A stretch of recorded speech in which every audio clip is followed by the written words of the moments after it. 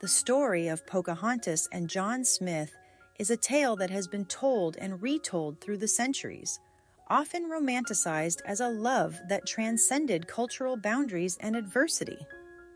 Though historians debate the exact nature of their relationship, their story endures as one of connection and intrigue during a time of great cultural collision between Native Americans and English settlers in the early 17th century. Pocahontas was born around 1596 as Matoaka, a daughter of Chief Powhatan, the powerful leader of a network of Algonquian-speaking tribes in what is now Virginia. Pocahontas grew up in a world deeply connected to nature and the traditions of her people. She was known for her playful and curious nature, often interacting with members of her father's tribe and travelers who passed through their lands.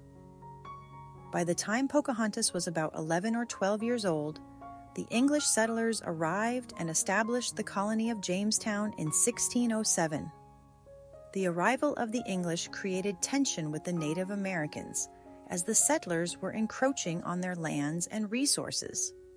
Among the English was Captain John Smith, an adventurous and ambitious man who had made a name for himself as a soldier and explorer. Smith was a prominent figure among the settlers and became involved in negotiating with the Powhatan people as the English sought to survive in the harsh environment. According to Smith's later accounts, it was during this period that he was captured by Powhatan's warriors while exploring the area.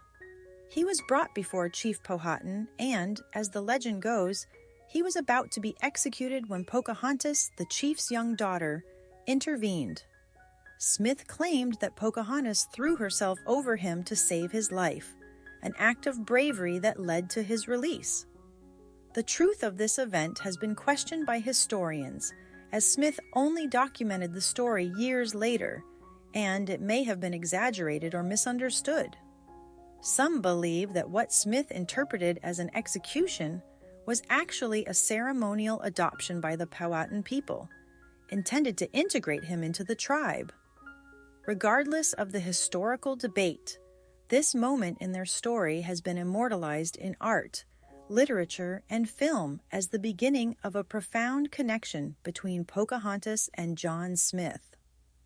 Following this encounter, Pocahontas and Smith formed a bond that was remarkable for its time. Pocahontas was said to have visited Jamestown frequently, bringing food to the starving settlers and serving as an emissary between her father's tribe and the English.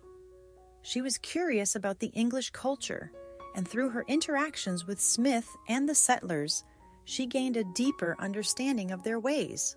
Smith, in turn, admired Pocahontas's courage and intelligence, and he saw her as a bridge between two very different worlds.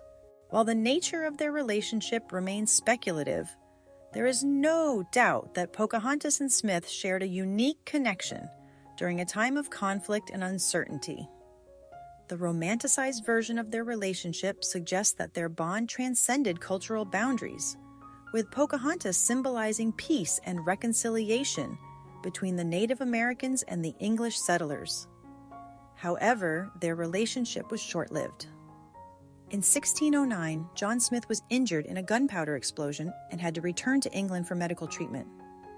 Pocahontas was told that he had died, and for years she believed he was gone.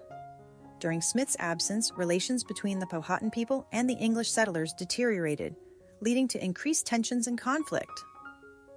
In 1613, Pocahontas was captured by the English during a conflict with her tribe and held for ransom.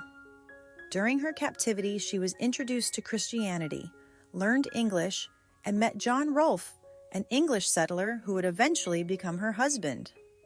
In 1614, Pocahontas converted to Christianity and was baptized as Rebecca, a symbol of her transformation and assimilation into English society. She married John Rolfe, and their union is often credited with bringing a temporary peace between the Powhatan people and the English settlers, known as the Pocahontas Peace. In 1616, Pocahontas traveled to England with her husband and their young son, Thomas Rolfe. She was presented to English society as a symbol of the success of the Virginia colony and the possibility of harmonious relations between the English and Native Americans.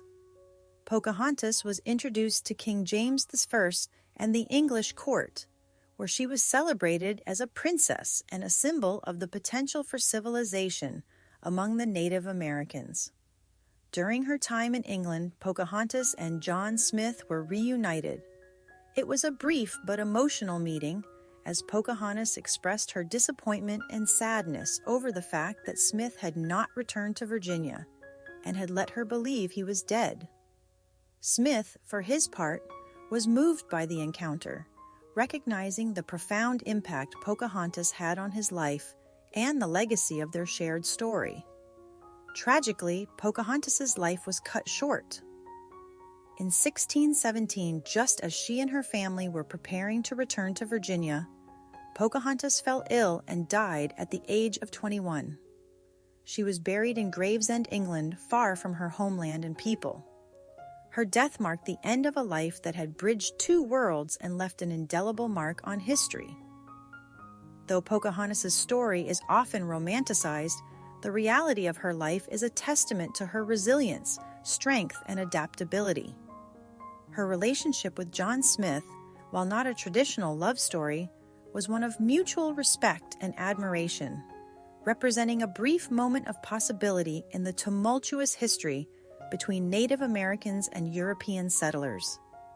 Their legend endures as a powerful narrative of cultural exchange, survival, and the complexities of human relationships.